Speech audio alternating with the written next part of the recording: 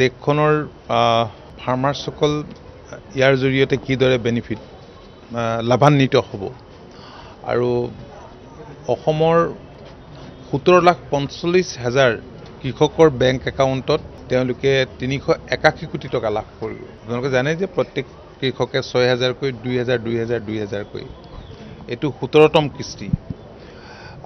প্ৰথম অৱস্থাত কিছু খেলিমেলিৰ কথা আপোনালোকে গম পাইছিলে, কিন্তু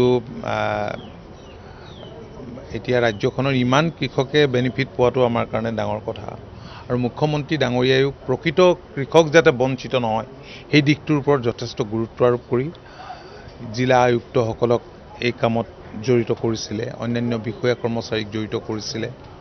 তো আজি আমি ইয়াত কৃষি বিভাগৰ তৰফৰ পৰা এই অনুষ্ঠানটো আয়োজন কৰিছিলোঁ।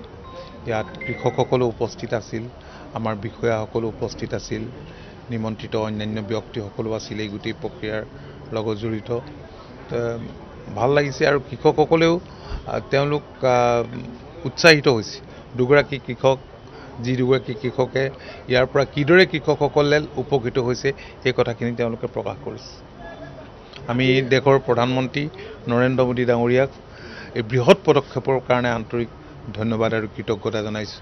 যিহেতু দেশৰ গৰিষ্ঠ সংখ্যক ৰাইজেই কৃষক আৰু আমাৰ ৰাজ্যখনৰো গৰিষ্ঠ সংখ্যক ৰাইজ কৃষক।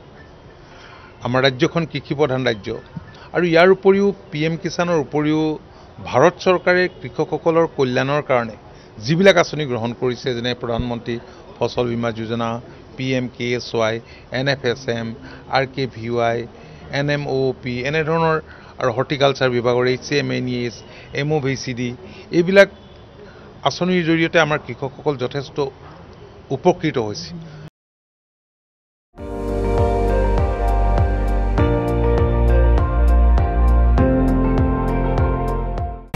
আপুনি চাই আছে ND24, সৰ্বশ্ৰেষ্ঠ নহয় সৰ্বোত্তমৰ দৌৰ।